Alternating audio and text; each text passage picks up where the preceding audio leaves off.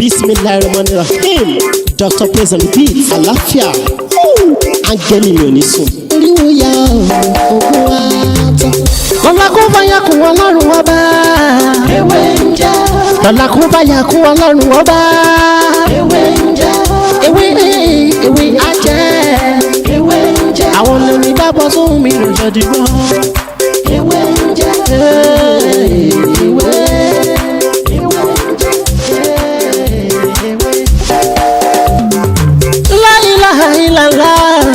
Alawalu, alakiru, asohiru, abatinu, Ọlọ́run ọba.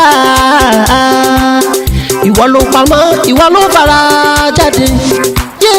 Aláràgbà yìí dàníyàn, ara tó wù ọ́ dá. Èyí tí mo bára sọ ní òní bí a ṣe ń lo orógbó tútù tó ní èpo lára àti ìyèrè tútù tí a máa fi ń ṣiṣẹ́ àánú, ìyọ́nú, ẹ̀bẹ̀ àwọn àgbà sọ̀rọ̀ nìyẹn. Tí a bá ń sọ̀rọ̀ nípa ìyọ́nú, ẹ̀bẹ̀ àwọn àgbà, nǹkan tó pọ̀ ló kó sínú ẹ̀.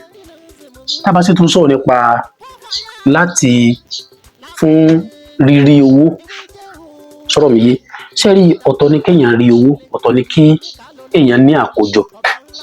Àìmọye ẹlòmíì tó jẹ́ pé wọ́n rí owó wọn ní àkójọ. Àìmọye ẹlòmíì tó jẹ́ pé wọ́n ní owó lọ́wọ́ àmọ́ wọ́n ní àkójọ. Wọ́n kọ́lé, wọ́n ra mọ́tò. Àmọye olówó mi sì ní tó jẹ́ pé wọ́n sì ń sin landlord, wọ́n sì ń sin landlady ni. Wọ́n sì ní owó láti kọ́ bẹ̀ tí wọ́n síyè wọn síbẹ̀ láti lọ kọ́ ilé. Tó tá bá ń sọ̀rọ̀ nípa owó, àṣírí owó, ọ̀tọ̀ ni kéèyàn lówó, ọ̀tọ̀ ni kéèyàn ní àkójọ. Sọ̀rọ̀ mi sí yé. Ṣé rí iṣẹ́ yìí tí èèyàn bá ń lò, àwọn nǹkan tí èèyàn mọ̀ rí òun náà ni pé àkọ́kọ́ ẹ̀bẹ̀ àwọn àgbà. Ẹni tí Ọlọ́run bá yọ́nú sí òun náà ni àwọn àgbà ń yọ́nú sí. Tí Ọlọ́run bá yọ́nú sí ẹgbẹ̀rún ẹ̀bẹ̀ àwọn àgbà, ẹ̀yọ́nú àwọn àgbà, má jẹ́ n parọ́ tán ẹ̀ kò lè ṣiṣẹ́. Ó ní mo fi ń sọ fún pé gbogbo àtàbà ti ń lo nǹkan, ẹ jẹ́ ká máa fi àdúrà sí, ká máa bẹ Ọlọ́run sí.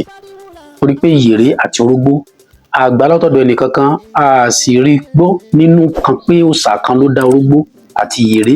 Ọlọ́ọ̀bá ni ọba tó dá gbogbo ẹ̀. Àmọ́ nígbà tá a wá dà pọ̀ ló wá di nǹkan ẹyọ kan. Sọ̀rọ̀ mi yé. Ṣé rí tí a bá ń lo iṣẹ́ lọ́wọ́, ẹlẹ́ẹ̀kejì èèyàn ní àkójọ. Wàá ní owó, wàá dẹ̀ ní àkójọ. Sọ̀rọ̀ mi ti yé. Ṣé wàá rí ẹlẹ́ẹ̀kẹta ń bẹ̀? Òun náà ni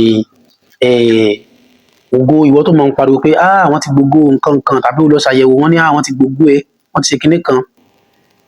Ṣé rí ògo, mo máa ń sọ̀rọ̀ nípa nǹkan yìí.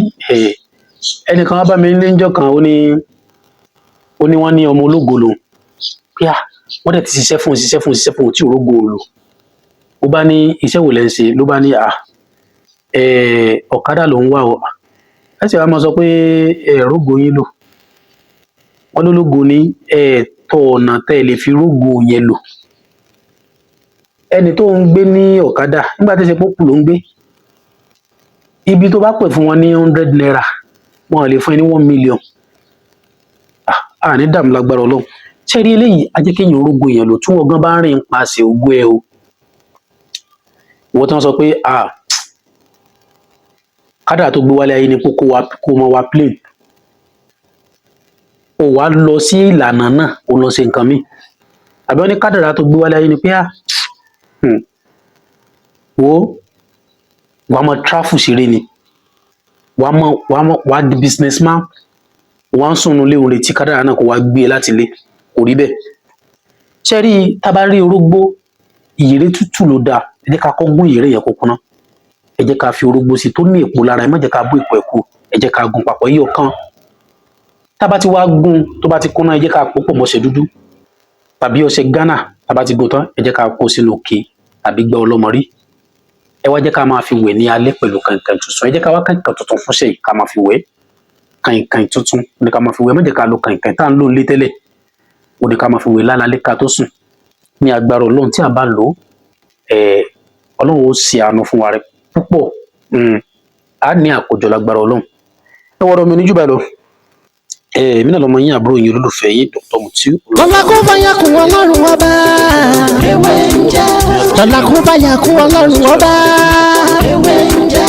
Ewé ajẹ́. Ewé ń jẹ́. Àwọn olórin bá bọ́ sóhun mi lòjọ́. dìgbọ́. Ewé ń jẹ́ ewé.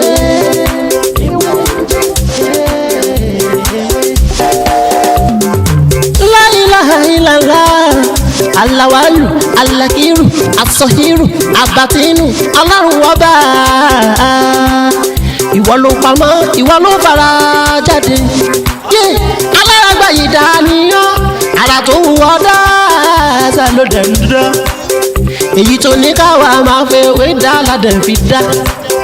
Ìwọ ṣàlò ní kọ́kọ́rọ́ gbogbo ẹ̀mí nìyẹn. Fásitì